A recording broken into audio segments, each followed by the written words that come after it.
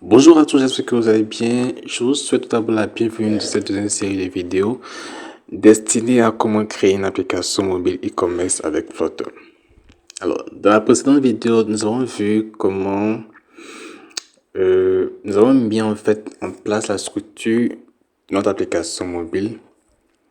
Donc voilà. Et puis après, nous avons essayé de coder la première interface, donc l'interface de splash screen. D'accord. Alors, principalement dans cette vidéo, pour ne pas qu'elle soit trop longue, nous allons juste réaliser la logique. D'accord. Donc, juste le contrôleur qui sera derrière l'interface de splash screen. D'accord. Alors, je vous rappelle un peu le contexte très rapidement. L'interface de splash screen, elle dure en fait peut-être 4 à 5 secondes. Et passé ce délai, nous sommes redirigés sur une autre interface, donc qui est l'interface d'accueil de notre cas. D'accord? Alors, c'est ce que nous allons faire. Dans la précédente vidéo, nous n'avons pas ajouté le logo.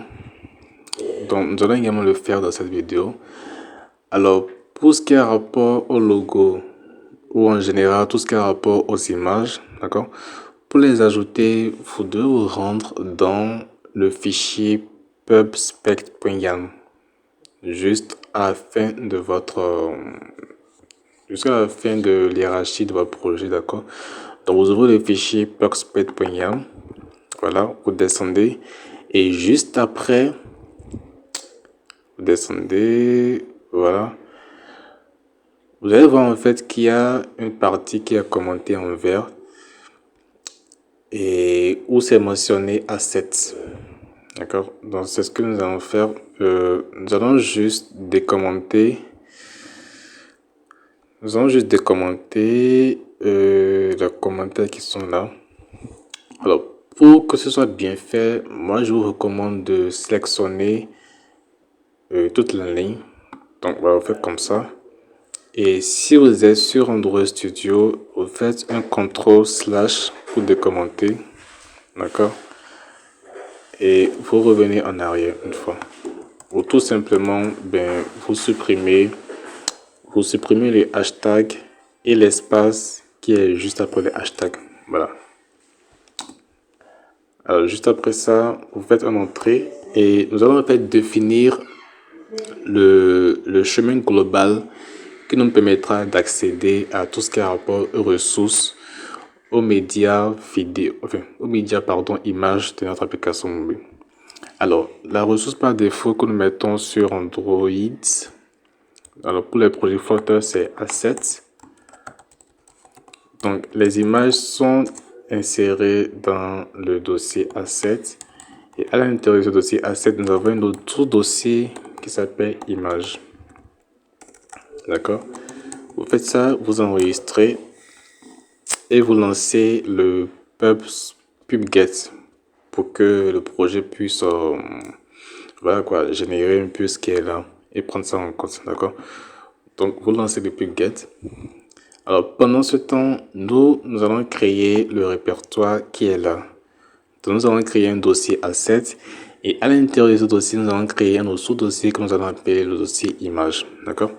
Alors, pour faire ça, dans la hiérarchie à gauche, vous faites un clic droit sur le nom de votre projet. Donc, comme dans notre cas. Vous faites un clic droit, vous faites New Directory. Vous ajoutez le dossier A7 avec S, vous enregistrez. Et ensuite, vous faites un clic droit sur le dossier A7. Puis, vous allez créer nos sous-dossiers qu'on appelle le dossier image avec S. D'accord? Voilà. Alors, notre image, vous trouverez le lien sous la description. Alors, le nom c'est logo.png. Vous faites un drag and drop à l'intérieur du dossier image. Vous faites refactor et c'est bon. Alors, si j'ouvre le dossier image, nous avons bien notre logo qui est à l'intérieur et qui est là. Alors, simplement, nous allons l'appeler sur notre interface. Alors, pour faire ça, le logo sur la maquette est juste en dessus du texte, comme vous pouvez le voir. D'accord? Donc, c'est ce que nous allons faire. Nous allons appeler le widget image, image.a7 Le point A7 c'est pour spécifier l'origine de la vidéo de notre projet. D'accord? Donc, vous faites image.a7 et à l'intérieur, vous mettez des griffes et vous allez spécifier le chemin de l'image que nous voulons utiliser. D'accord? Alors, dans notre cas, le chemin, c'est A7.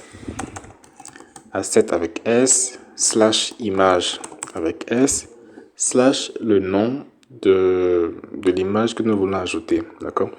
Donc, dans notre cas, c'est logo.png. Je mets la vidéo de fin et j'enregistre.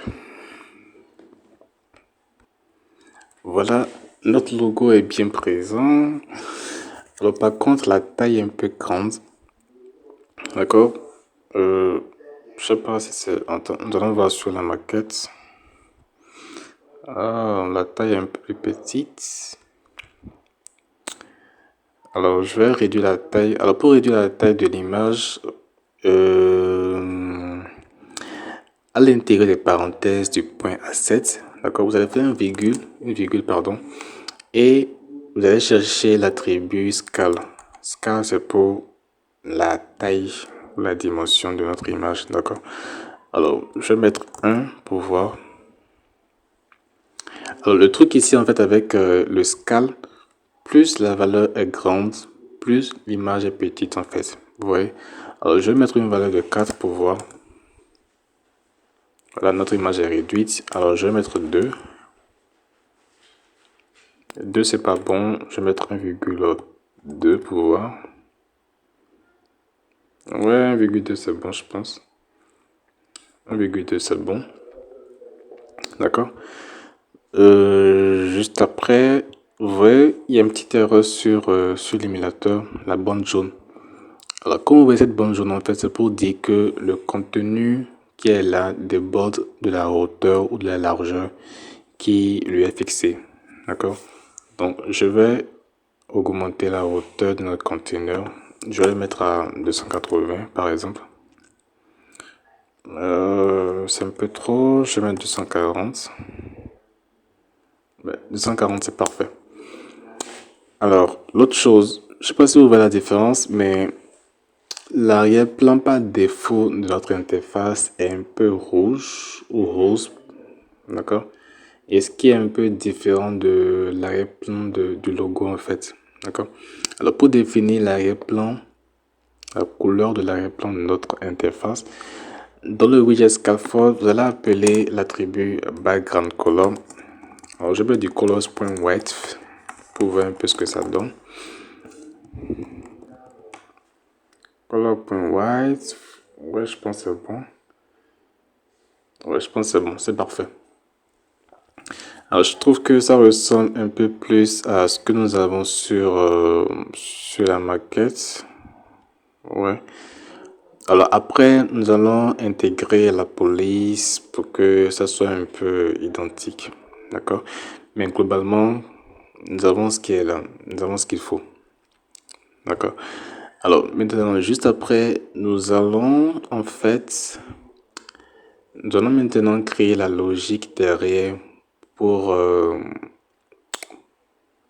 fait définir la durée d'animation de cette interface-là.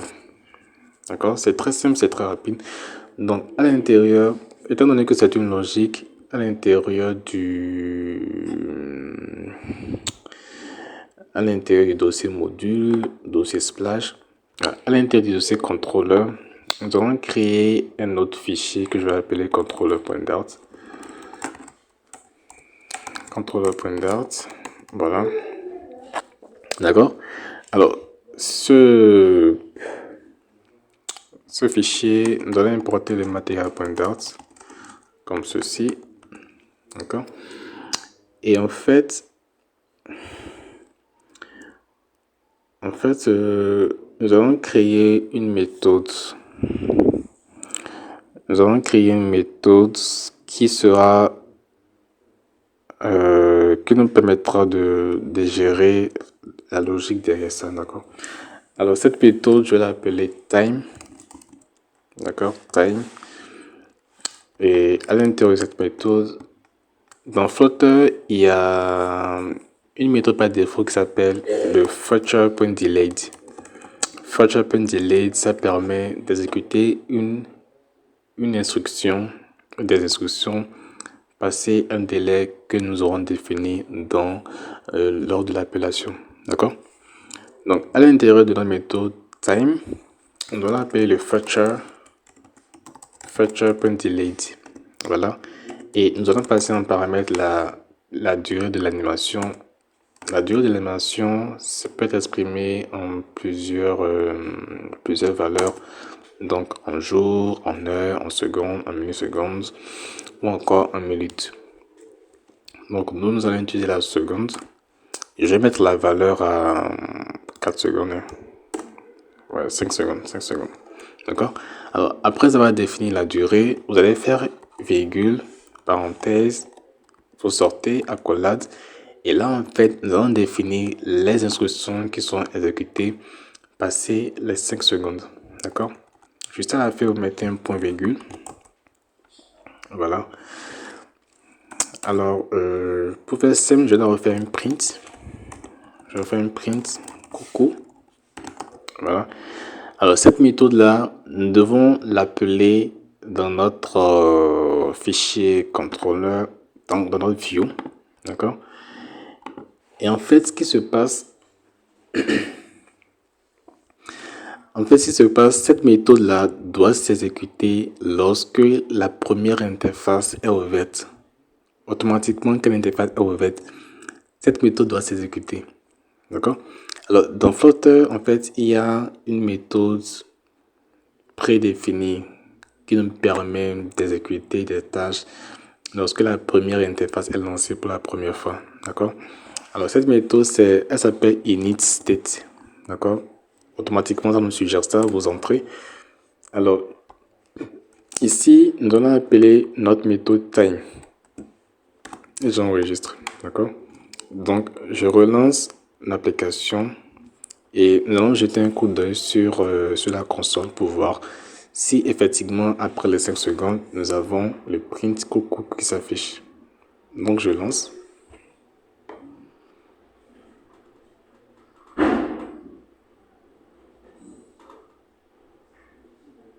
Voilà, on attend 5 secondes.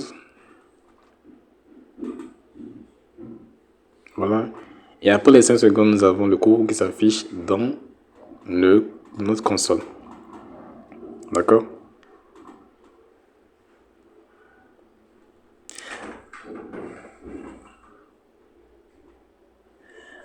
Alors, dans la prochaine vidéo, en fait, lorsque nous allons créer l'interface qui suit, dans l'interface d'accueil, le welcome, la prochaine vidéo, nous allons en fait remplacer le print qui est ici et mettre en fait et rediriger l'interface sur l'interface d'accueil. D'accord? Donc voilà un peu. Alors je peux changer, juste pour terminer, je vais changer le texte qui s'affiche là et mettre en fait bonjour tout le monde. Voilà. Je relance l'application mobile. Alors, en fait, à chaque fois, il faut relancer parce que dans notre fichier Splash, nous avons défini une méthode initState. Donc, comme je l'expliquais, qui permet d'exécuter des instructions lorsque l'interface est ouverte pour la première fois. D'accord? Donc, pour terminer, je relance. Et au bout de 5 secondes, nous aurons notre message qui s'affiche en console. Voilà, c'est tout pour cette deuxième série de vidéos. J'espère que vous avez aimé. Alors, n'hésitez pas à me faire parvenir vos questions, vos préoccupations, commentaires. Je reste ouvert. Alors, pour rappeler un peu ce que nous ferons la prochaine fois, nous allons coder cette interface-là et Inch'Allah, peut-être aussi l'interface de connexion. D'accord? Allez, merci et à bientôt. Ciao!